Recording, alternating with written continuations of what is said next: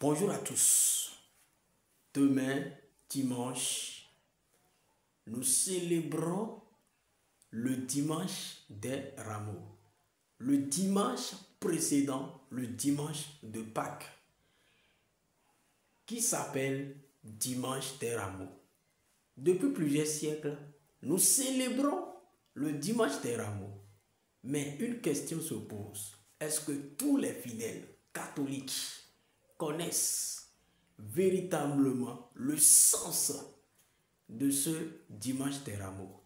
Et cette question n'est pas exclusivement relative aux fidèles catholiques, mais aussi elle s'étend sur nos frères et sœurs d'ailleurs qui critiquent tout. Alors, c'est quoi le dimanche des Rameaux? Lorsque, historiquement, nous faisons recours aux évangiles et de manière plus précise à l'évangile de Saint Matthieu au chapitre 21, verset 1 à 11, nous lisons que Jésus, à l'approche de sa mort, a fait son entrée triomphale à Jérusalem. Il s'était servi d'une ânesse, accompagné de ses disciples,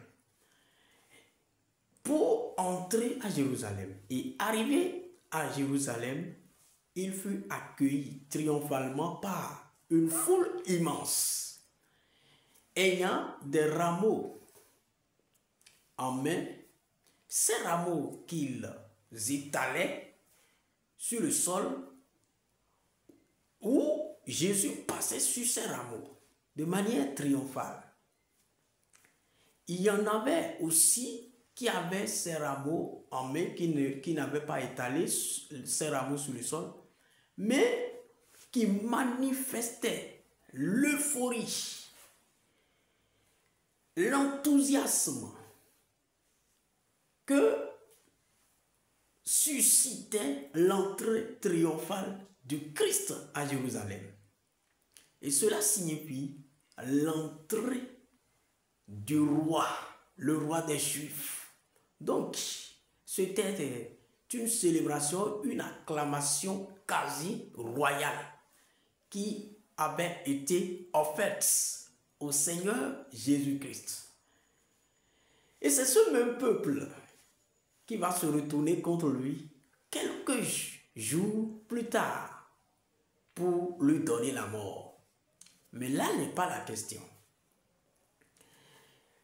À quoi fait penser cette fête des Rameaux? Le dimanche des Rameaux présente deux symboles très importants à ne pas banaliser. Premièrement, elle permet de célébrer l'accueil de Jésus entrant triomphalement à Jérusalem. Deuxièmement, elle permet l'introduction des fidèles à la semaine sainte. Une semaine au cours de laquelle nous sommes appelés à méditer sur notre vie spirituelle. Et pendant le dimanche des Rameaux, le prêtre bénit les broches de rameaux que les fidèles ont apportées ce jour-là pour célébrer, acclamer le roi des rois. Et cette bénédiction a trois significations. Cette bénédiction signifie la paix, la victoire et le renouveau. La paix. Jésus, ayant été mort sur la croix, nous a acquis la paix après sa résurrection. Bien sûr, dans le livre de Jean au chapitre 20, verset 19 à 20, Jésus étant apparu à ses disciples, leur dit, la paix soit avec vous. La paix soit avec vous. Donc, le châtiment qui nous donne la paix est tombé sur lui, nous dit Ésaïe dans son livre au chapitre 53, versets 4 à 5. Le châtiment qui nous donne la paix est tombé sur lui. Donc, la mort, la souffrance et la résurrection du Christ nous ont permis d'obtenir la paix. Et cette entrée triomphale de Jésus-Christ à Jérusalem préparait sa mort, sa passion. Sa passion. Le vendredi saint, il va mourir. Quelques jours après son entrée triomphale, il va être menacé, saboté, tué par les mêmes personnes qu'il avait accueillies triomphalement le dimanche des Rameaux. Donc, il nous a acquis la paix. C'est par cette souffrance, cette mort et cette résurrection que nous avons acquis la paix. Cette même bénédiction signifie la victoire du Christ sur la mort, la victoire du Christ sur le démon, la victoire du Christ sur le monde entier.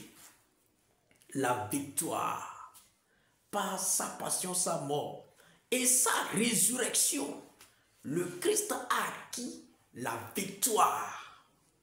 Ça signifie la victoire et enfin le renouveau, c'est-à-dire le changement de vie, le changement de situation. Parce que il est écrit dans 2 Corinthiens 5, verset 17, lorsque quelqu'un est uni au Christ, il n'est plus lui-même. Il devient une créature nouvelle. Les choses anciennes sont parties, mais de nouvelles choses apparaissent. Vous voyez, Jésus va nous dire dans le livre de Jean, au chapitre 11, verset 25 à 26, je suis la résurrection et la vie. Celui qui croit en moi ne mourra point. Et même quand il meurt, il vivra. Il vivra. Donc, le renouveau, une vie nouvelle. Nous obtenons la grâce d'une nouvelle vie. Une vie qui conduit au ciel. Donc, Jésus nous a acquis le salut. Donc, par cette bénédiction, nous avons ces 3 symboles. Ces bénédictions ont ces 3 significations. La mort, je dis la mort, la victoire, la paix et le renouveau, la vie nouvelle, l'espérance vers le royaume des cieux. Donc, il est important que nous participions à cette fête, mais de manière sincère, profonde, concentrée. C'est alors que nous pourrons véritablement bénéficier des fruits de cette fête. Un élément final qui est très important à retenir de cette fête, c'est que de manière spirituelle, c'est une fête qui rappelle aux chrétiens leur devoir de reprendre une nouvelle vie avec le Christ, c'est-à-dire de l'accueillir et d'être prêt à le suivre. Que Dieu vous bénisse.